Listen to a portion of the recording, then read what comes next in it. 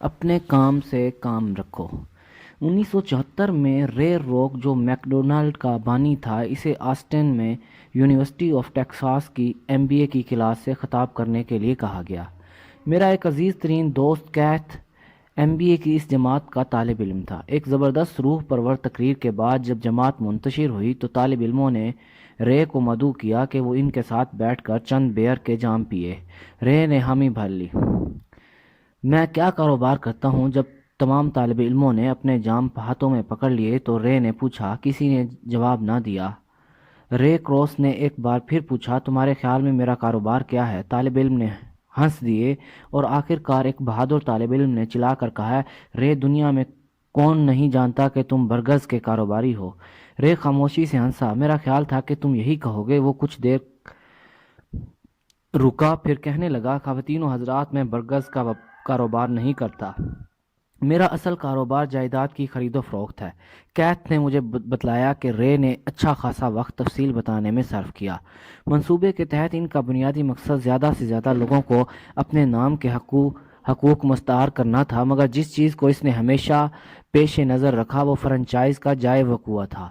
وہ جانتا تھا کہ جائیدادیں اور اس کا محل وقوع ہر فرنچائز کو کامیابی سے ہمکنار کرنے کے لیے سب سے اہم نقطہ تھا۔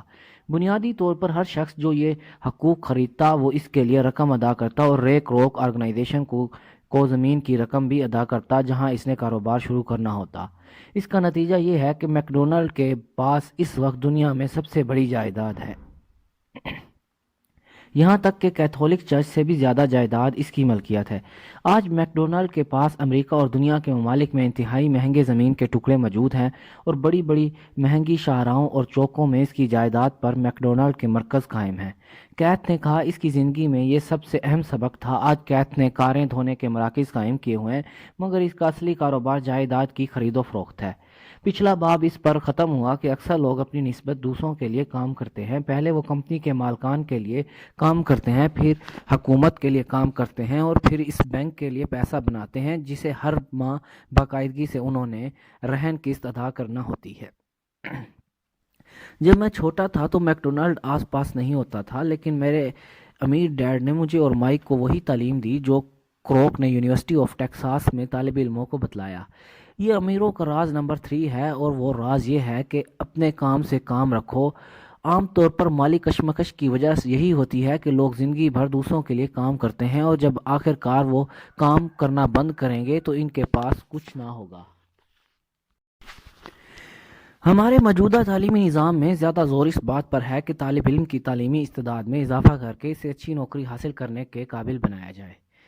ان کی زندگی تنخواہ کے گرد گھومتی رہے گی اور یا جیسے کہ پہلے بتایا گیا ہے کہ ان کی توجہ آمدنی کے کالم پر مرکوز رہے گی، اور پھر وہ اپنی تعلیم استعداد کو مزید بڑھانے کے لیے اور پیشہ ورانہ مہارت کے لیے اونچے درجے کے اسکولوں میں جائیں گے تاکہ انجینئرز، سائنسدان، باورچی، پولیس افسر، آرٹسٹ، مصنف وغیرہ بن سکیں۔